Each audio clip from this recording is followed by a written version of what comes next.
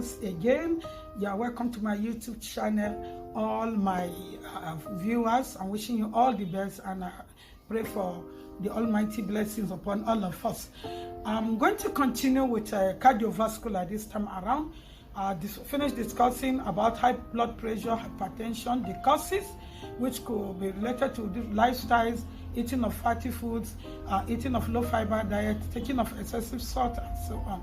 And then we'll talk about the nutritional way out and so on. So by this time around, I'm going to talk about another different type of cardiovascular disorder.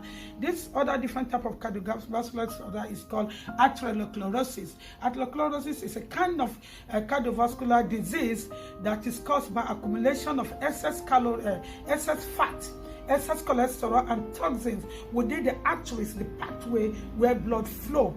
So as this occurs, it narrows the pathway, allowing little blood to go within the system, automatically not giving room for enough oxygen to circulate around the body.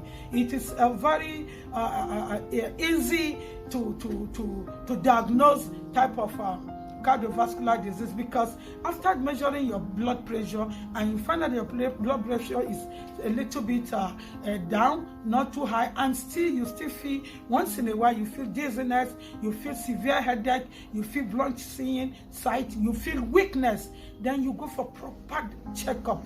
You meet a cardiologist that will check properly and tell you you now have atherosclerosis. By this time, they will use their own method to heal you, but we dietitians will use simple food and also improve lifestyle to heal somebody. How do we heal atherosclerosis?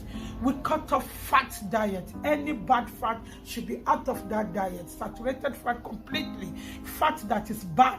Hard fat, fat that sleeps at room temperature. Fat from meat products should be cut off completely. Sometimes we even say leave meat for some time, because we don't want traces of that fat to go into the system, because it is this some fat that will be roaming, along with blood inside the bloodstream to go around the system and also damaging other organs in the body. So we cut off fat, or we restrict it depending on the level of the accumulation of plaque in it. Okay, after cutting it, then we place that person on high fiber diet.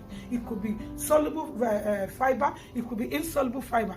Soluble fiber are fibers that are easily dissolved in water. When they are dissolved in water, they go along with the fat and oil and toxins within the GIT tract and then flush it out. But insoluble fiber, when eating, they stay there, that cannot be dissolved in water. They mix with the food substance in the GIT system, make it bulky, and then bring it out as much as possible to remove deaths in the GIT, because whatever passed through the GIT is what will be digested, be absorbed, and then pass through the bloodstream. So high soluble, high fiber diet. And how can we get fiber diet? Fiber is just simply found in plant origin. Some have higher fiber than the other, like all cereals and legumes, grains. You don't need to dehull it, you don't need to remove the back of it, because these are the real fiber and water-soluble vitamin present in them.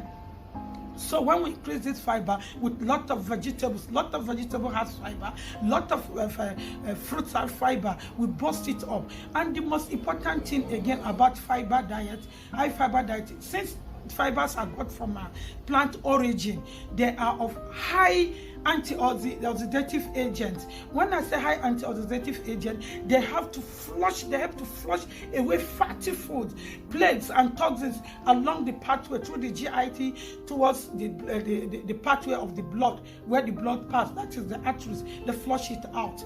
So when we boost the fiber diet with lot of fruits and vegetables, and then place that person again on exercise, because there's no way nutrition and dietetics will go on without we monitoring the expenditure, how many calories that person expend, because excess calorie beyond your total daily energy expenditure can also lead to accumulation of toxins.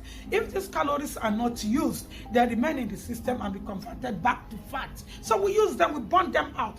You place them on exercises, let them be taking walk in the morning, and then in 1 hour take a walk. I'm not saying they should run or jog, especially for a start, since the heart is already being occupied by fat. The arteries are occupied by fat, so they don't need to start running. It might choke them all and lead to something different. It's very harmful. So what we do is they just take a jog. They jog. No, they take a walk.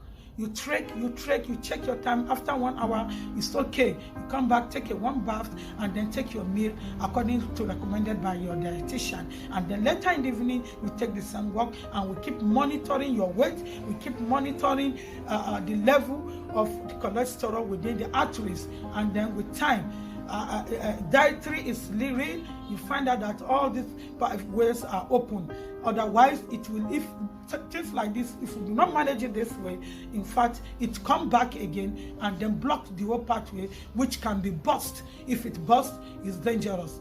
This atherosclerosis, occupying this pathway, is what always leading to what we call heart failure, because it will not give room for that heart to pump blood very well. Only little blood will be pumped through the heart back to the other system. So it will be weaken the muscles of the heart, weaken the ventricles of the heart, and making the heart weak, failing. So as the heart is failing, if proper care is not taken, for us to diagnose it and begin to reverse it back with diet, nutrition, or automatically it can be very fatal, whereby suddenly it can lead to heart attack. That's the difference. Heart attack comes suddenly and attacks someone, but heart failure shows signs. Some heart failure shows signs for a very long period of time, up to a year or so, up to 2 years, 3 years. I've come across a patient with cardiovascular disease that the heart failure has been showing the person signs for over 5 years.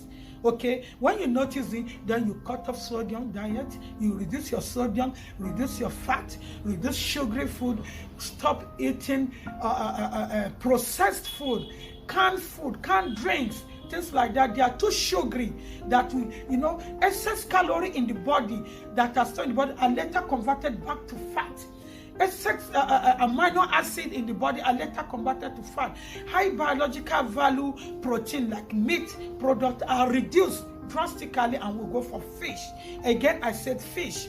And again, I said avoid catfish, because according to so many researchers, it has been found. And even with question, you check dietary history, when we ask a patient, we found out that when some medical personnel ask them to go for fish, they don't identify or charge them the specific type of fish. So most of them prefer taking catfish. So this catfish has excess omega-6 fatty acid, which is not too friendly with the heart. Instead, go for fish that has a lot of omega-3 fatty acid that is heart friendly. It helps to flush out dirty fat from the arteries and make one comfortable. Herbal teas are welcome, like taking moringa tea, like taking turmeric tea, cinnamon tea, but have to be quantified until you should be taken once in a while, maybe 2 times a week. It's not something you continue taking, because these are plant products that have phytochemicals. These are chemicals that are found in many plant products that help to boost immune system and fight against radicals within the body system and flush them out.